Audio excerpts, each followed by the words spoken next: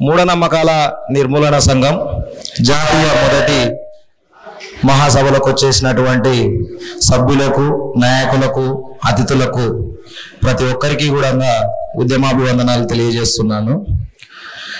అన్న కరోనా అయిపోయిన తర్వాత బైరి నరేష్ అన్న ఉపన్యాస శిక్షణ పెడితే మొట్టమొదట ఒక 25 మంది పోయినాం. అక్కడ ఉపన్యాస శిక్షణ నేర్చుకొని మీరు కూడా సమాజంలో వక్తలుగా ముందుకు పోవాలరా బేటా అంటే సరే అని చెప్పేసి అక్కడ 5 రోజుల ఉపన్యాస శిక్షణ పూర్తి చేసుకొని ఊర్లో కావచ్చు, హైదరాబాద్లో ఉండే కాలనీల్లో కావచ్చు, అక్కడక్కడ చిన్న చిన్న కార్యక్రమాలు జరుగుతుంటే మేము బైరి నరేష్ నాటిన మొక్కలం అని చెప్పేసి మాకు చూసిన సందేశాన్ని ఇస్తుంటుంది. ఈ తీర్చిదిద్దిన వ్యక్తి ముందరనే కూర్చొని ఇక్కడ మాట్లాడాలంటే నాకైతే కాళ్ళు వణుకుతున్నాయి. ఈ టేబుల్ అడ్డం ఉన్నందుకు మీకు కనబడతలేనట్టుంది. ఇంకోటి, ఈ 800 మంది 700 మంది అట్లు ఉంటారు పక్క హాల్లో. ఈ ఇంతమంది ముందర స్టేజ్ మీద కూర్చోవడం ఒక ఎత్తు అయితే మైక్ వాడుకోవడం ఇంకో ఎత్తు. ఒక రకంగా ధైర్యంగా ఇంతమంది ముంగడ కూడా నేను మైక్ పట్టుకున్నా అంటే దానికి కారణం డాక్టర్ బైరి నరేష్ అన్న.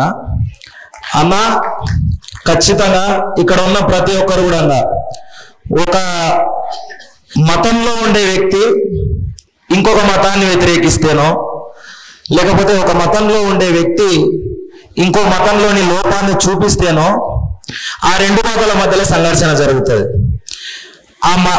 అట్లా కూడా కాకుండా మనం ఏ కోణానికి చెందినామంటే ప్రతి మతం కూడా మానవుడు సృష్టించిందే.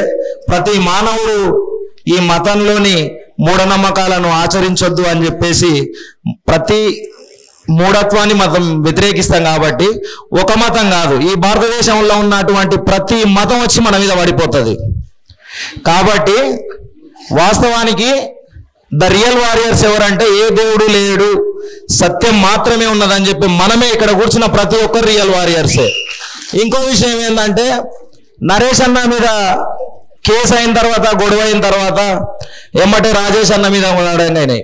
అప్పుడప్పుడు వాట్సాప్లో చాలా మంది దేవుణ్ణి మొక్కే వాళ్ళు ఏం చేస్తారంటే సోమవారం శివుంది, మంగళవారం ఆంజనేయుంది, బుధవారం అయ్యప్ప స్వామిది పెట్టే అలవాటు ఉంటుంది. గట్లనే నాకేం అలవాటు ఉందంటే బైరి నరేష్ అన్నదో రోజు, రాజేష్ అన్నదో రోజు, ఇంకో కదిరేకృష్ణదో రోజు, లేకపోతే ఇంకో పెద్ద సుబ్బారావు సార్దో రోజు, అట్లా వీక్ అంతా కవర్ చేస్తుంటా అనమాట. నేను కూడా ఆ కోవకు చెందిన వ్యక్తిని నేను.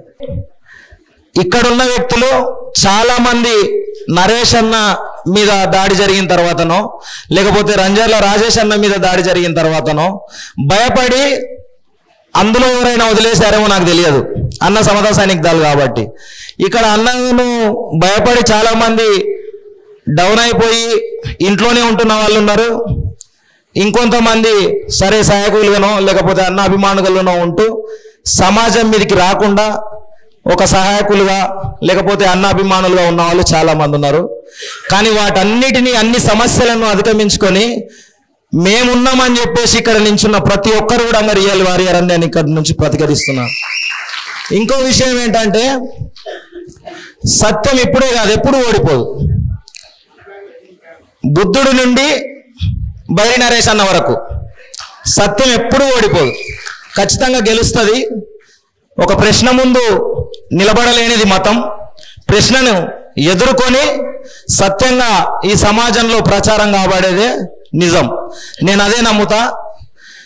అయితే వాస్తవానికి సంఘంలో చాలా మందికి అన్న మీద అభిమానం ఉంటుంది. నాకెందుకో నా ఫీలింగ్ ఏంటంటే నాకు కొంచెం ఎక్కువ ఉందని నా ఫీలింగు.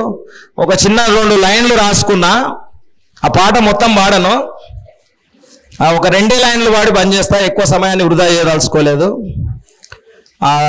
ఫస్ట్ అన్న గురించి ఇంట్రడక్షన్ వచ్చిన తర్వాత లాస్ట్లో ఎండింగ్ టచ్ అనమాట ఈ 2 లైన్లు.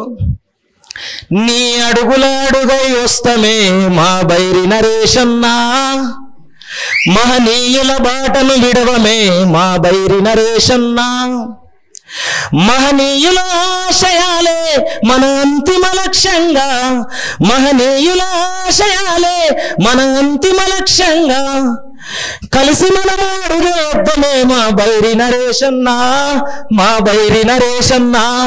ఖచ్చితంగా నింగి నేల ఉన్నంతకాలం మేమందరం నీ వెనక ఉంటాం. ఏదైతే అదే ప్రసంగంలో ఏదైనా ప్రసంగించే అంటే గొప్ప గొప్ప ప్రసంగకులు కొంచెం దాన్ని ఎట్లా మెలకువలు తెలుసు కాబట్టి మాట్లాడతారు. నాకు బహుశా మాట్లాడడానికి రాకపోతే మన్నించండి. నేను చెప్పాలనుకున్నది మాత్రం నిర్భయంగా చెప్పినానే అనుకుంటున్నా.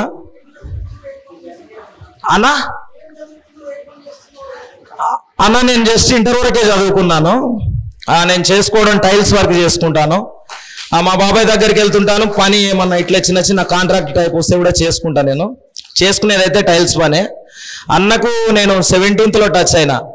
ఇంట్లో దేవుడు లేడు, ఏం లేదు. మైసమ్మ కాడికి పోతే 10,000 బొక్క, లేకపోతే ఇంకో దానికి పోతే 20,000 బొక్క అని మాట్లాడుతుంటే అందరూ కొంచెం విమర్శించేటోళ్ళు.